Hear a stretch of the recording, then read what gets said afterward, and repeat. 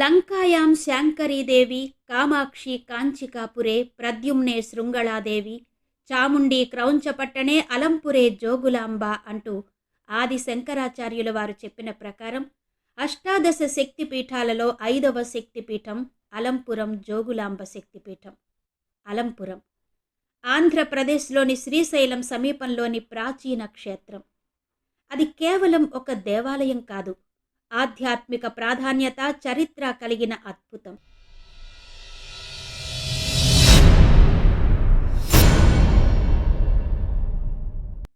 శక్తిపీఠాల జాబితాలో ప్రత్యేక స్థానం కలిగిన జోగులాంబ అమ్మవారి చరిత్ర ఒక్కసారి వింటే మర్చిపోలేరు. జోగుల అంటే రాత్రిపూట రక్షించే శక్తిగా చెప్తారు. అమ్మవారు గ్రామాలను చెడు శక్తుల నుంచి కాపాడేందుకు ఈ నేలను ఎంచుకుందని చెబుతారు. అలంపురం జోగులాంబ. ఆ తల్లిని దర్శించుకుంటే వాస్తు దోషాలు, వాటి సంబంధంగా వచ్చే కీడు తొలగిపోతాయని భక్తుల నమ్మకం. ఎప్పుడో 6వ శతాబ్దంలో చాళుక్య రాజులు నిర్మించిన ఆలయం, అత్యద్భుతమైన గోపురాలు, స్తంభాలు, వాటిపై ఉన్న శిల్పకళ, అప్పటి నిర్మాణ శైలి ఇప్పటి వారికి చూపించే సజీవ సాక్ష్యంగా ఉన్న ఆలయం అలంపురం జోగులాంబ ఆలయం. ఆ ఆలయంలో అమ్మవారి రూపం చాలా చిత్రంగా ఉంటుంది. అమ్మవారి కేశాలు గాలిలో తేలుతున్నట్టుగా ఉంటాయి. ఆ కేశాలలో బల్లి, తేలు, గబ్బిలం, కపాళం వంటివి కనిపిస్తాయి. ఇంకెక్కడా లేని విచిత్రమైన రూపం.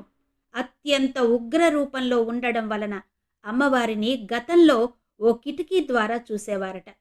ప్రస్తుతం అమ్మవారు అందరికీ దర్శనీయురాలిగా అందరి ఆరాధనలు అందుకుంటోంది. అమ్మవారి ఆలయం క్రింది భాగంలో జలగుండం ఉందని చెప్తారు. ఆలయం కింద జలగుండం ఉండడం ఏంటి?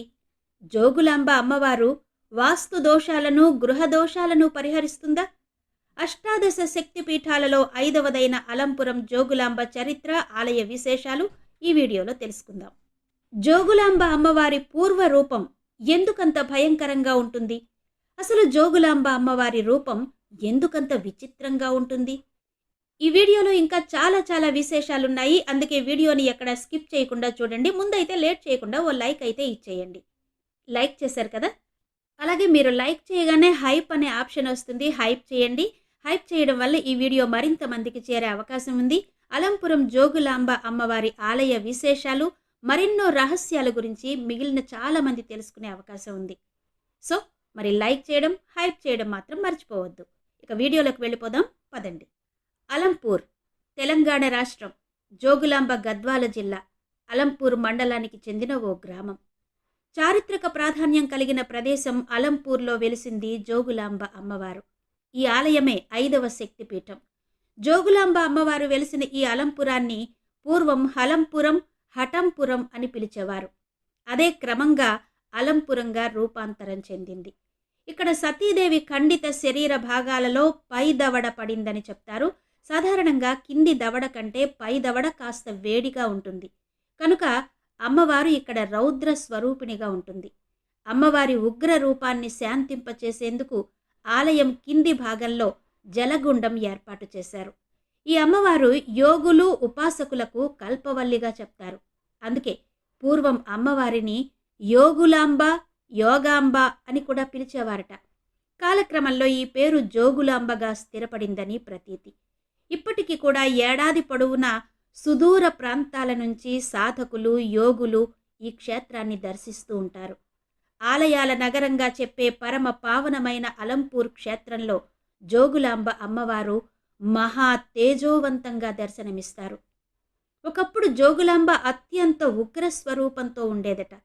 ఆ ఉగ్రత్వం నుంచి అమ్మవారిని శాంతపరచడానికి దేవాలయం ఆవరణలోనే కోనేరు తవ్వించారని, ఆ కోనేరు అమ్మవారిని చల్లబరుస్తుందని స్థానికులు చెబుతారు.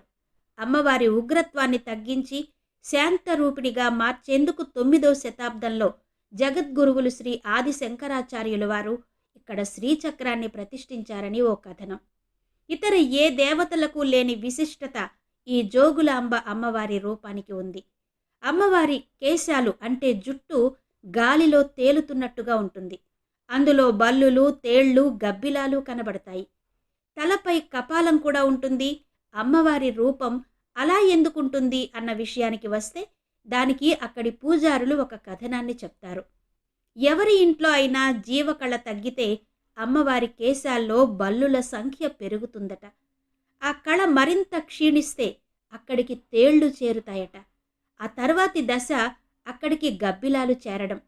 ఆ జీవకళ మరింత క్షీణిస్తే ఆ ఇంట్లో మరణం సంభవిస్తుందని చెబుతారు. ఇందుకు ప్రతిరూపంగానే అమ్మవారి తలలో ఉన్న కపాలం ఒక ఉదాహరణ అని పూజారుల మాట. అమ్మవారి విశిష్ట రూపం దర్శించుకుంటే వాస్తు సమస్యలు తీరిపోతాయని, బల్లి, తేలు, గబ్బిలాల వల్ల కలిగే దోషాలకు ఈ ఆలయంలో విరుగుడు లభిస్తుంది అని కూడా చెబుతారు. జోగులాంబ అమ్మవారిని గృహచండిగా చెప్తారు. ముఖ్యంగా జోగులాంబ అమ్మవారు దుష్ట శక్తుల నుంచి, ఇతరుల చెడు దృష్టి నుంచి కాపాడే దేవతగా కొలుచుకుంటారు. ప్రతి సంవత్సరం మాఘశుద్ధ పంచమి నాడు అమ్మవారి వార్షిక బ్రహ్మోత్సవం జరుపుతారు. ఆ రోజు భక్తులకు జోగులాంబ నిజరూప దర్శనం ఉంటుంది. అదే రోజు సహస్ర ఘటాభిషేకం నిర్వహిస్తారు.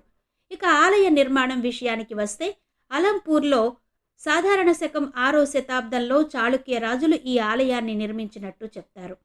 అద్భుతమైన గోపురాలు, వాటిపై ఉన్న శిల్పకళ, స్తంభాలతో, పురాతన నిర్మాణ శైలితో అప్పటి నిర్మాణ శైలికి సజీవ సాక్ష్యంగా ఉంటుంది. ఈ క్షేత్ర నిర్మాణానికి దాదాపు 100 సంవత్సరాలు పట్టిందని చెప్తారు.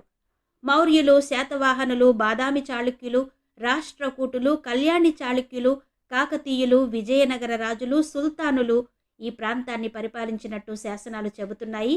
పాల్కురికి సోమనాథుని పండితారాధ్య చరిత్రలో ఈ క్షేత్ర ప్రస్తావన కనిపిస్తుంది.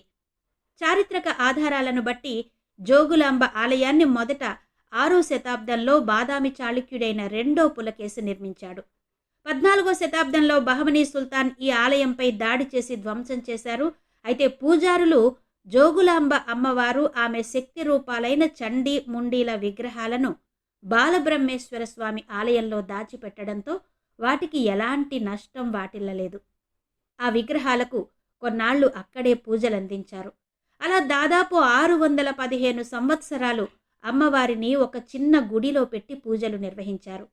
2005లో తిరిగి ఆలయాన్ని నిర్మించి అమ్మవారిని పునః ప్రతిష్ఠించారు.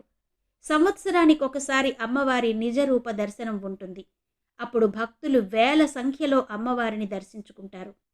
ఈ క్షేత్రంలో రోజువారీ పూజలతో పాటు అమ్మవారికి ప్రీతికరమైన మంగళ, శుక్రవారాల్లో ప్రత్యేక అభిషేకాలు జరుగుతాయి. కార్తీక మాసంలో జోగులాంబ అమ్మవారిని విశేష పూజల్లో పాల్గొనేందుకు మహిళలు అధిక సంఖ్యలో వస్తారు. ఇక్కడ జరిగే నవావరణార్చన, కన్య పూజల కోసం మహిళలు అధిక సంఖ్యలో అమ్మవారిని దర్శించుకుంటారు. శివరాత్రి పర్వదినాన బాలబ్రహ్మేశ్వరుని దర్శించుకునేందుకు కూడా భక్తులు అధిక సంఖ్యలో తరలివస్తారు. శివరాత్రి పర్వదినం రోజు ఇక్కడ ఆలయంలో ప్రత్యేక పూజలు చేసేందుకు తెలంగాణ, రాయలసీమకు చెందిన ప్రజలు ఎంతో ఆసక్తి చూపిస్తారు. ఇక ఇక్కడ ఉన్న ఇతర ఆలయాల్లో ముఖ్యంగా చూడవలసింది బాలబ్రహ్మేశ్వర స్వామి ఆలయం.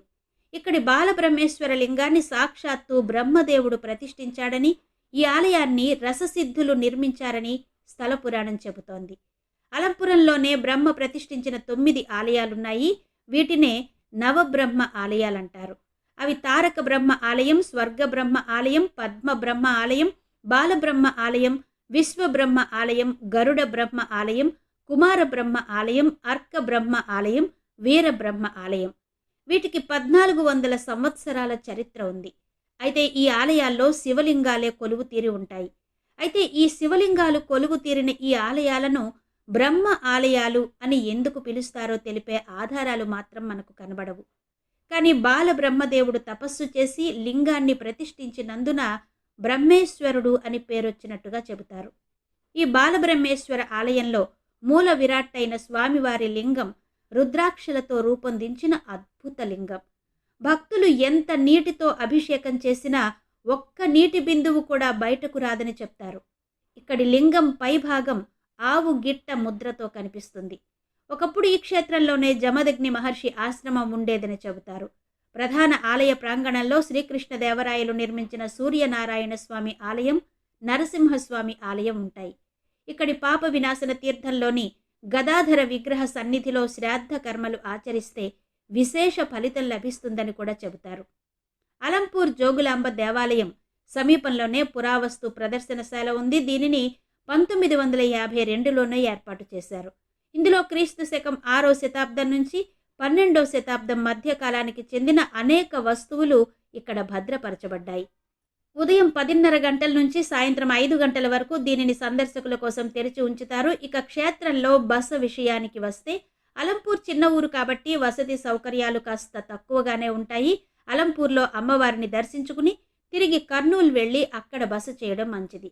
ఇక ఈ క్షేత్రానికి ఎలా వెళ్లాలో చూద్దాం. హైదరాబాద్ నుంచి కర్నూలు వెళ్లే బస్సులు అలంపూర్ మీదుగా వెళతాయి. రైలు మార్గంలో వెళ్లేవారు కర్నూలు రైల్వే స్టేషన్లో దిగి అక్కడి నుంచి 25 కిలోమీటర్లు బస్సులో ప్రయాణిస్తే అలంపూర్కు చేరుకోవచ్చు. ఆంధ్రప్రదేశ్, తెలంగాణలోని ప్రముఖ నగరాలతో పాటు కర్ణాటక నుంచి కూడా కర్నూలుకు నేరుగా బస్సు సౌకర్యం ఉంది.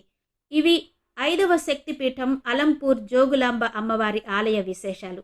మరో ఆధ్యాత్మిక విశేషంతో మళ్ళీ మీ ముందుంటాను. మరి ఈ వీడియో మీద మీ అభిప్రాయాలు తప్పకుండా నాకు తెలియజేస్తారు కదూ.